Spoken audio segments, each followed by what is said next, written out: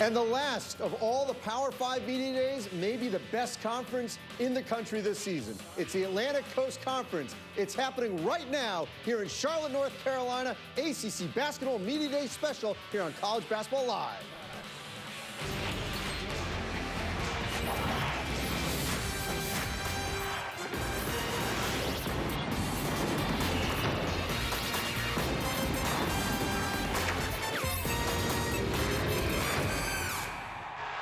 And we're joined by a couple of Hall of Famers, Duke head coach Mike Krzyzewski and North Carolina's Roy Williams, and who knows, maybe Mark, someday, Mark Gottfried of NC State. So let's start with some news here.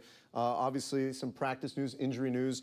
We'll start with you, Coach K. What's the latest on Jason Tatum? Yeah, it'll come out today, what comes out. You know, we don't make rash decisions, but he got a minor injury yesterday in a scrimmage, and then, like we do with everybody, we'll put out information today and not let the head coach put it on Twitter or Instagram or Snapchat. Or here on ESPNU. Or with you. Yes. Although nothing personal. Yes, I understand. You, Andy. All right, so Harry Giles, though. That's been well documented.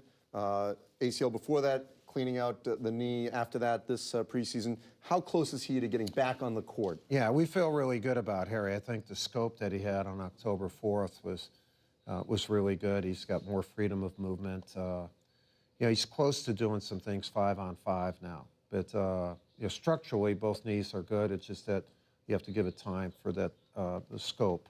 And but the scope was a good thing to do. So at this juncture, too soon to give an exact date of when? Yeah, we're not going to put any time pressure on Harry. You know, like it's a long season.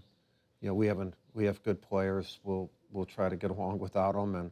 But also we don't want to jeopardize his future. You want to make sure, you know, they have a lot invested. You want to make sure it's done at an appropriate time. So let's go down to Theo Pinson. Obviously, he had some injury news. What's the timetable for his return? He's been operated on today, and this afternoon I'll see him at the hospital, and the doctor will know a heck of a lot more after the surgery, but we don't know. It's the same kind of thing. It's could be 8 weeks, it could be 12 weeks. We have no idea. Just have to wait until the surgery's over with, and then we'll make an announcement also. What's the impact of his absence here early in the season? Well, he was playing really well. And if I'd had to play a game today, and thankfully I don't, he probably would have started for us. But he's had a good preseason, the first 16 practices anyway. So it's going to put some pressure on some other guys to step up and play some minutes that perhaps they would not have played, because Theo did have the experience. But we'll have to wait and see. So who would fill that role? You say some guys would have to step up. Well, I can give you 3 or 4 guys, so I can't tell you who's going to do it. We still have 14 more practices. We got time. I'll take a couple names. You know, you could put Nate Britt in there. You could put Kenny Williams. You could put Brandon Robinson. So one of those 3 guys will fill it up. All right, so now let's deal with a little eligibility issue with your Turkish 7-footer, Amir Yurtseven. What's his status right now? Hoping to learn soon, and it's kind of been a process that's, as it does normally, take some time. And we're hoping maybe this week, next week, there'll be some decisions made. I think that we're confident that he will play this year. But as far as if he has to sit out games, how many games, I don't think that we know at this point in time. And I'm waiting to find out like everyone else. How's he handling the unknown? You know, he's handled it well, to be honest. And he's a really bright young guy, very smart. I think he understands in practice. We've tried to do things with, you know, him kind of as a big part of what we're doing. And then I've talked about sometimes we need to have extended periods of practice where he might not be in the lineup, knowing that we might play without him for a while. So we don't know. We've tried to prepare ourselves either way. I think he's handled it really well, to be honest. Dennis Smith was injured in high school. Yep. Now he's not. For whatever reason, not discussed as much nationally yet. What has been your early preseason impression of his impact on the Wolfpack? Well, he's going to make a major impact. There's no doubt about it. He's a terrific player. He's got a competitive edge that we all, as coaches and involved in sports, you love to see that, where a guy who's talented also has that desire every day in practice to dominate and play at a high level and compete at a high level. So, you know, him not playing for a year, you know, he's anxious. Can't wait for games to start playing like anybody would when they sit out games. But there is no doubt about it. He's going to have a major impact on our program, our team, all those type things. So I know a lot of other programs in the ACC certainly could be up near the top. Virginia, we could rattle off a couple others. But there's a good chance that these 3 schools could be vying for a top 3 or 4 finish at season's end. What does it mean on Tobacco Road when all three of these programs are playing at a high level? Well, usually all three of the programs are playing at a high level. It creates the most unique environment in the world, really, for sport, because a lot of times you have three top 20 teams. With all three of us are honored to be a part of rich traditions, and it doesn't happen anywhere. And so our area, the Triangle area, is blessed with great basketball.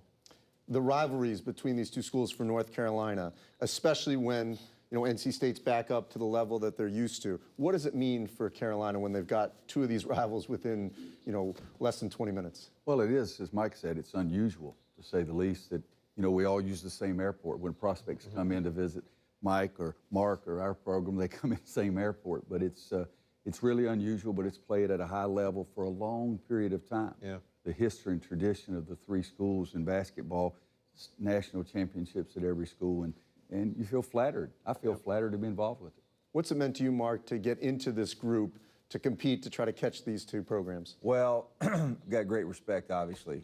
Two of the guys that are at the top of our college basketball game all time. These guys have been, and their programs have too. So, it's a privilege to be a part of it.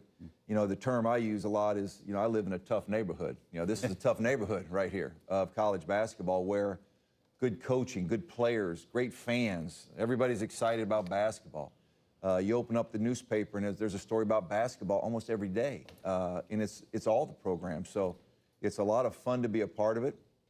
It brings out the best in you because the bar has been set high. These guys have done such an amazing job. So that raises the bar for us and makes us want to be better. So I just think in general, the fact that the neighborhood's a great neighborhood, tough neighborhood, and you're trying to, make your mark in the neighborhood too. All right, so let's assume everyone's healthy and eligible in a couple months. Help me finish this sentence. Duke will compete for the ACC regular season title if? If we were healthy. Carolina will do the same if? Same question, same answer. If we're healthy. Healthy and eligible. Okay. Need both. All right. We'd all like to still be eligible. Yes, too. yes. That's right. Yeah. Let me shift gears here for a second.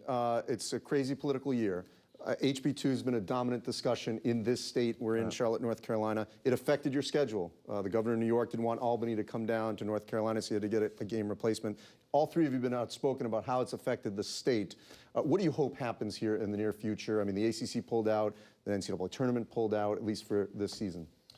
Well, you get rid of it, and then people can pull back in. I think the NBA has already made overtures. Adam Silver has said he'd love to see Charlotte get the All-Star game in 2019. It won't if it continues to be in this embarrassing situation that we're in. But once that's changed, that this is a great state.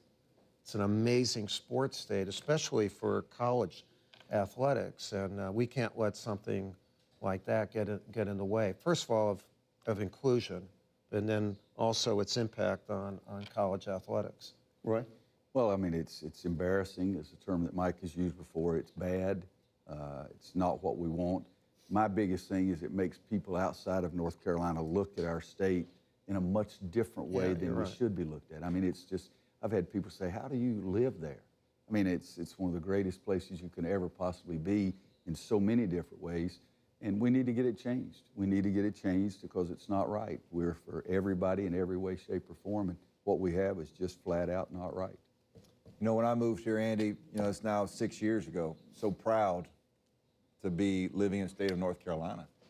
And my personal opinion is I think it set us back somewhat. Yeah. And the way people view us and look at our state, and Mike used the term inclusion. There's not a better word. And so for the young people that we coach, the students on our campuses, anything that discriminates is just not good. It's just not good. So I'm looking forward to the day maybe when it's not there. And it's not something we have to talk about with you on a show like that.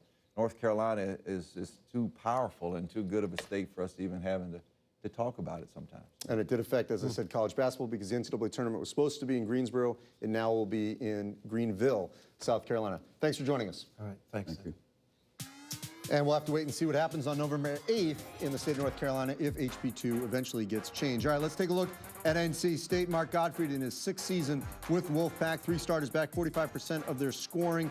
That includes Abdul Malik Abu and Dennis Smith Jr. Certainly coming in will have a major impact on the scoring total for the Wolfpack. Now, you heard Mark Gottfried talk about that he lives in a tough neighborhood in the Research Triangle area. Well, this was at their sort of version of Midnight Madness, and Mark got talked into going shirtless in this boxing match, kind of for fun, with heavyweight champ Deontay Wilder. Well, we've got Malik Abdul. Abdul Malik Abu with us here, and Dennis Smith. You guys saw that live. We just saw that on video. Malik, now Your reaction? You average almost a double-double. So you're going to start this year. You're going to play minutes. So shoot straight with us. When Coach took his robe off, were you scared or would you feel bad for him? I said I was more frightened because... For the fans or for you? For him, because he was in there with Deontay Wilder. Right. And the last guy he fought was in the hospital for like 3 days. So I didn't want him to take our coach because we're going to need him for the rest of the season. Hey, did you have I will Coach's say- back, though? Yeah, we had his back. We were all kind of there in the background, kind of just like, okay, let's go forward. He has lost some weight, though. No question. He told us today he dropped like 30 lbs, and he does look good for a gentleman his age. Dennis, I've heard from everybody how much film you watch, and you watch a lot of NBA film. What players do you watch, and what are you trying to glean from the tape that you do watch? I watch a lot of every point guard in the NBA. I think the most would be Chris Paul, and the reason I watch him more than any other player is because I realize that being able to run a pick and roll in the NBA is a skill, and I think he's probably the best guy for that job in the NBA from what I've seen. So I just watch a huge amount of Chris Paul film. And he plays both ends of the floor, right? Yes, sir. Elite, for you guys to be successful this year, what's the most valuable thing you need to bring to this team? For me, I just want to bring more of a leadership aspect. This is a close-knit bunch. These are my best friends in the world. I consider my teammates family. And I feel like that's something that's going to translate to on the court, you know, being together, and especially on defense. Dennis, you had a major knee injury when you were in high school, and I think for some reason, I think that sort of has clouded the perception of you, at least nationally, because people aren't talking about you as much because they haven't seen you on the court. Now there's certainly a buzz from scouts and other people that have gone through NC State practices so far. So for those that have not seen you play yet, or at least in a while, what are they missing? Just a competitor. I'm a competitor. I do whatever it takes to win. If that's score 30, I get 30 rebounds, 30 steals, or 30 charges. It's just I'm all about winning. All right, he's kind of underselling himself. What have you seen on the court? Man, he's a special talent, you know.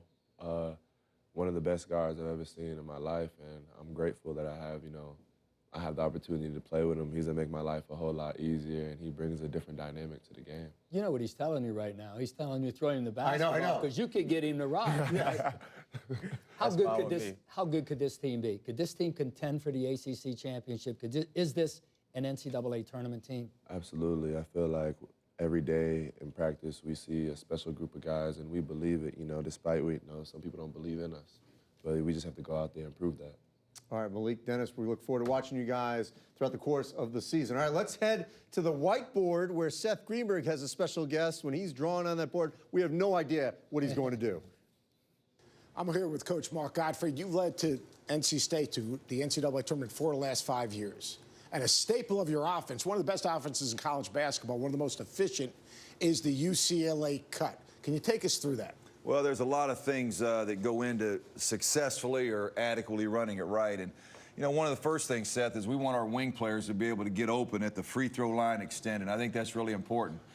If the wings get the ball way up high, it doesn't work. Too long of a pass. Too long of a pass. So as our wing players can get open, somewhere on the free throw line extended, at that point in the floor, our point guard then has a choice to go either way, either side of the floor. And there are certain reasons we might go to one side or the other. Once he makes the pass to the wing, he now has to set his man up. And he's also got to figure out where the defense is and use that screen to his advantage. If we can get a layup off of it, Seth, that's our first option every time, trying to get a layup for our point guard.